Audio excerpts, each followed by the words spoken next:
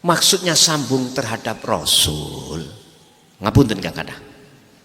Sampai sudahkah hatimu usul nang Allah? Jawab, sampean jawab sendiri-sendiri dalam hati yang sudah bertoriko. Kalau belum, ini pertanyaan besar yang harus jenengan pecahkan sendiri sebelum kematian itu datang. Wahai para mursyid, tolong sekali lagi, saya tidak mengurangi rasa hormat saya terhadap penjenengan. Tolong fikirkan jamaat-jamaat jenengan yang belum sampai di situ.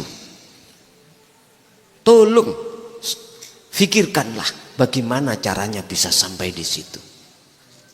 Ngoten lho Pak, maksud kula di situ, jangan jamaah itu kita benturkan terhadap permasalahan yang bersifatkan politik, akhirnya kita politis. Jangan. Sebab amin, lihat jamaah thariqah sudah tua-tua Pak, paling tidak umur 40, 50, ada yang 70, 80, puluhan tahun Pak. Saya tanya pada hatinya, sudahkah ketika suluk Anda itu wusul pada Allah? Kalau belum, apa sebabnya? Kalau iya, kuncinya dari mana? Itu harus diterangkan. Makanya tolong para mursyid, ya, tolong jamaah jenengan didiklah dengan ilmu tauhid.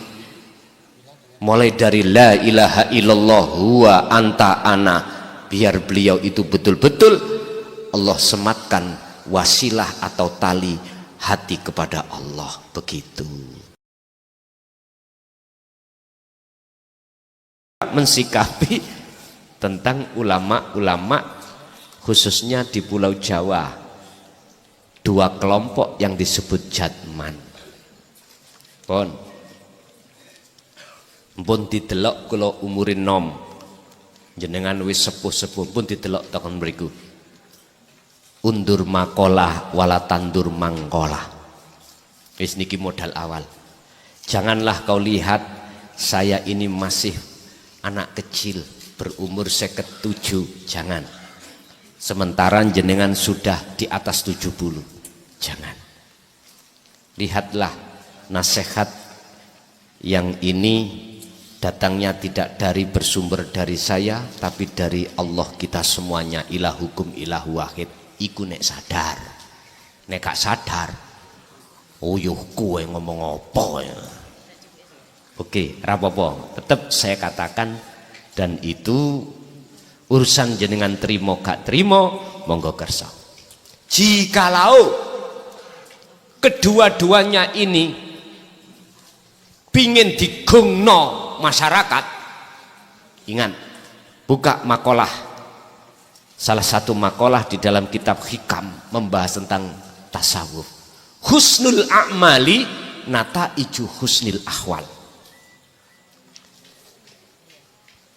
Perbuatan apapun ibadah jenengan yang katanya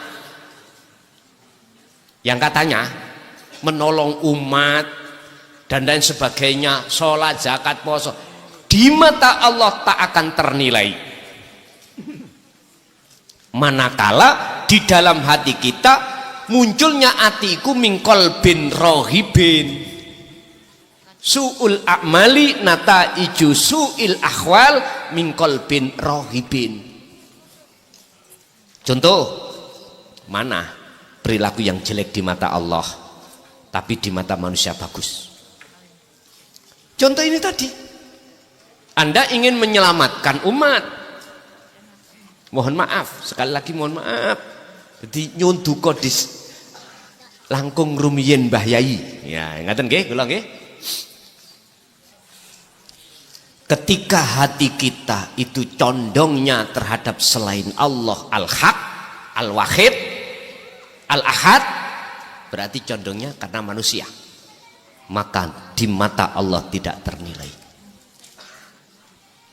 Ingat, al-a'malu suwarun qaimatun wa arwahuha wujudu siril ikhlas fiha. Amaliyah apapun Pak, itu Allah katakan seperti patung tak akan bermanfaat, alias di mata Allah itu tidak bernilai apa-apa manakala tidak disertakan ikhlas.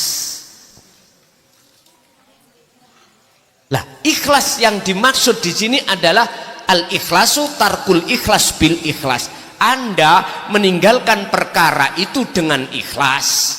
Artinya gak rumangsa yen awake sing agawe. Wis titik. Dalam hati gak muncul iktikad, keimanan kalau kita yang melakukan. Justru dalam hati yusahidu anna annal fa'il huwallahu ta'ala, yang beragawe, yang beraf'al, yang melakukan cuman hanya hidup dalam diri kita, yaitu Allah Subhanahu. Inilah ikhlas. Jikalau penyakit ingin digungno wong, ingin dipuja masyarakat, ingin dapat pengikut yang banyak, penghormatan yang banyak, mohon maaf Mbah Yai, mohon maaf Habib, kok ngomong Habib aku, mohon maaf terhadap semuanya lah, yang dua kaidah ini mohon maaf di mata Allah tak ternilai miturut kacamata hakikat ini tadi. Lah bagaimana kita mensikapi ngeten mawon, perkara sing wis kedelunyur bukan berarti kita jarkan, kita biarkan. Perkara yang sudah terjerumus bukan berarti kita biarkan, kita tolong. Bagaimana keduanya ini tidak bermusuhan, gitu aja. Bagaimana kita keduanya ini kita ciptakan biar di situ tidak khilaf. Apa bisa? Kuncinya cuma satu.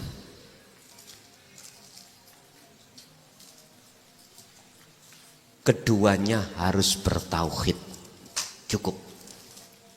Kalau enggak, tak jamin gegeran. Wis tak jamin gegeran. Yang satu mempertahankan supaya banyak pengikut dan lain sebagainya, yang satunya juga begitu. Wis gak ono marine, Pak. Kalau jenengan tanya bagaimana kita mensikapi, kalau kita sendiri satu sisi sibuk dengan zikir kita pada Allah, tapi bukan berarti satu sisi kita biarkan. Mana bentuk amar ma'ruf nahi mungkarnya kalau kita diam? Kita harus menserukan kepada kedua belah pihak supaya bertauhid. Titik ada di situ. Makanya kemarin pertemuan Jatman di wilayah Jawa Tengah yang diletakkan di Kabupaten Kebumen, kami yang dijadikan satu-satunya pembicara. Nggih, tanggal berapa itu? Kemarin tuh habis lebaran itu loh.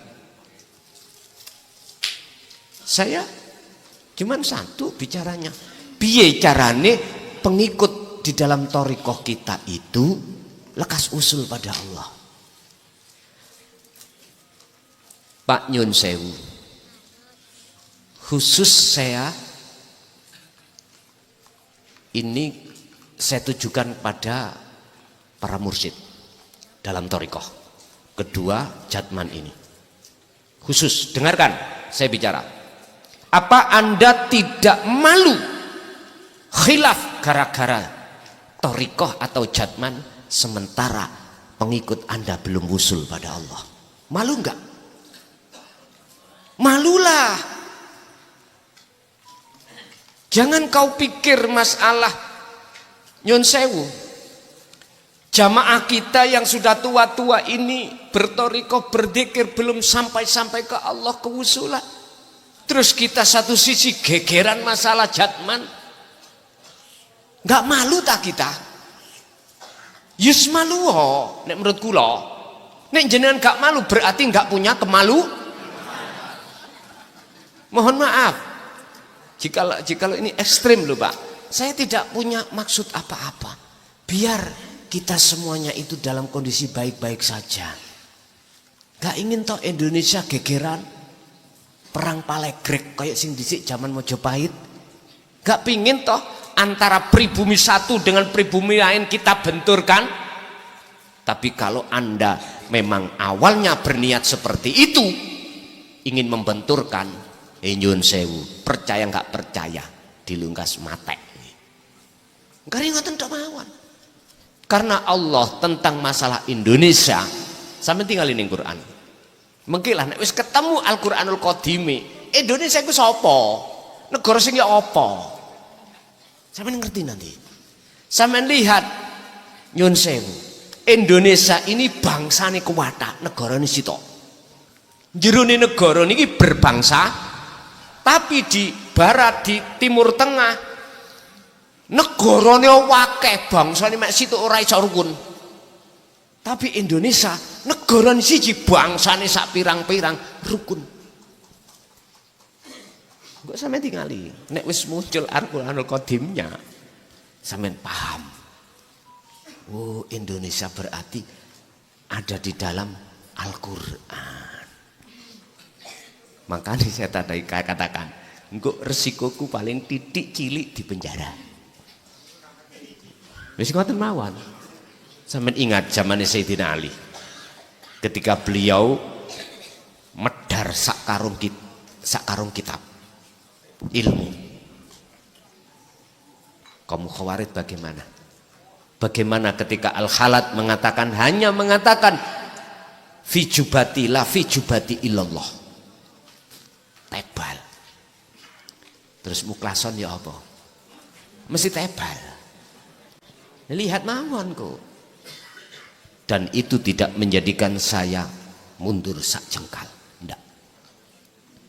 Tetap saya akan berjalan ke depan. Walaupun resiko yang saya anggap tidak ringan, tapi itulah memang sunatullah bagi saya. Udah. Karena di dalam hati saya, itikat saya, al-haq, wajib risalah ini kami sampaikan. Ingat Rasulullah, kaum kafir Quraisy yang dipromotori Abu Jahal, Abu Lahab, dibunuh toh. Akhirnya turunlah ayat Allah untuk hijrah ke Madinah. Lah ngoten toh? Udah. Lah saya nanti dimodelkan yang bagaimana, terserah Allah. Pun ngoten mawon kula. Terserah Allah. Yang jelas perlu digarisbawahi, saya adanya menyampaikan risalah nasihat ini bukan berarti saya benci satu dengan yang lain, tidak. Inginnya kami ini menjadi ummatan wahidah, umat yang tunggal. Satu-satunya cara harus bertauhid. Kalau tidak bertauhid kedua belah pihak nggak mungkin akan bisa rukun. Titik intinya wonten mriku. Lah, kalau kita sudah belajar dan memegang tali Allah, terus Allah tidak menggerakkan kita untuk melakukan amar ma'ruf nahi munkar, yo ojo nekat-nekat sampean. Artinya, mohon maaf, kita itu wajib pertama menjaga tali Allah. Apalaya kita itu membetulkan talinya orang lain, sementara tali kita putus, nggak layak Pak. Ayatnya sudah ada. Ku anfusakum, setelah itu wa ahlikum naro. Kalau jenengan sudah tahu kebenaran itu terletak di mana, maka raihlah hal itu dan lihatlah orang dekat Anda. Ketika belum mendapatkan kebenaran, berikanlah kebenaran itu terhadap mereka-mereka. Aku yakin Pak, jenengan kalau sudah memegang tali Allah ini, melihat anak istri yang pada saat ini masih belum bisa menerima, kasihan. Teman kasihan. Makanya oleh karenanya Allah katakan wa ahlikum naro. Udah jaga juga ahlimu dari siksa api neraka. Di dunia piye carane atine anak istri itu hatinya enggak dipenuhi oleh rasa panas. Makanya bertauhidlah. Saya juga begitu. antara jatman satu dengan yang lain yang membuat tandingan, ya toh, mungkin ya. Ini kan secara nasional yang sahkan siapa namanya? Mbah Yai Khalwani toh. Oke, itu terakui secara skala nasional. Tapi ada yang nggak terima, membuat baru. Ya, udahlah. Apa sih manfaatnya? Manfaatnya apa kita bersiteru gara-gara pengikut sementara kita itu dilungkas game? Jenengan wis minggli. Tahu minggli nggih? Gawil. Coba kembalilah kepada surah Al-Qasas ayat 77. Ayo kita mikirkan hubungan hati pada Allah langsung. Kalau kita belum baik, apa bisa kita memperbaiki jamaah kita? Kita yang masih buta pada Allah, apa mungkin bisa menuntun jamaat kita yang buta kepada Allah? Nggak mungkin. Logis saya katakan, saya buta mata saya, ada orang 1000 buta ingin dihantarkan nyun sewu ke alun-alun Sidoarjo, bisa saya mengantar? Nggak bisa. Logisnya seperti itu. Logisnya seperti itu. Tanda disebut sebagai kekasih Allah itu bukan dilihat dari karomah, bukan. Sakti isok melaku ndukur bumi, ndukur banyu. Sakti ngelempit bumi nama kasak jangkah. Sakti ngerti opo isi kandungannya hati manusia lain. Itu bukan tanda-tanda kekasih Allah. Kembalilah kepada Al-Quran surat Yunus 6263. Apa tanda kekasih Allah?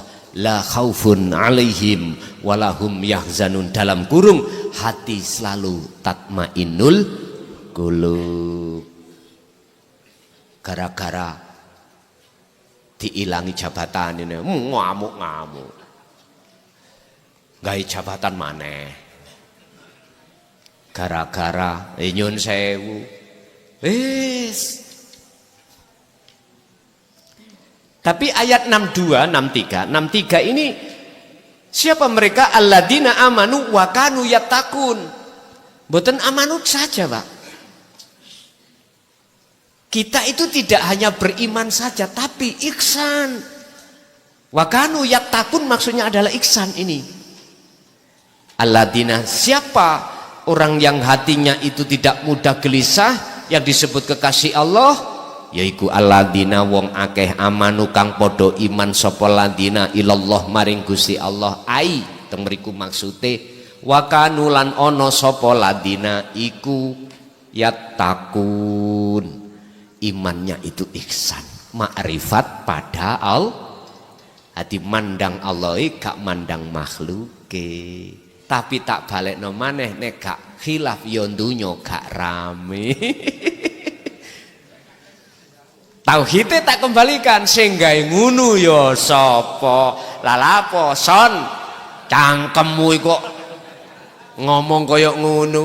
Dilokno aku, iya ya sing gawe ngunu ya Gusti. Adem wis. Wis terserah jenengan. Nek panjen koyok ngunu ra kena dinasehati, ya udah. Wong iku hak sampean. Oh, dunia ini kayak rame son. Oh, ngoten ta, monggo. Tapi hatimu aja melok rame. Lah hatimu rame enggak? Rame ngono lho ah. Sik seneng dipuja masyarakat umat, pingin dipuja, dipuji, digungno. Senengmu iku sebab digungno. Sik tolen tauhide ya napa? Ayo. Az-Zuhad, Al-Arif itu bagaimana mensikapi tentang pujaan masyarakat. Nek Az-Zuhad takut Pak, wedi. Sebab yang berhak dipuja hanyalah Allah. Takut dek iku menuhankan dirinya. Nek Arif beda maneh.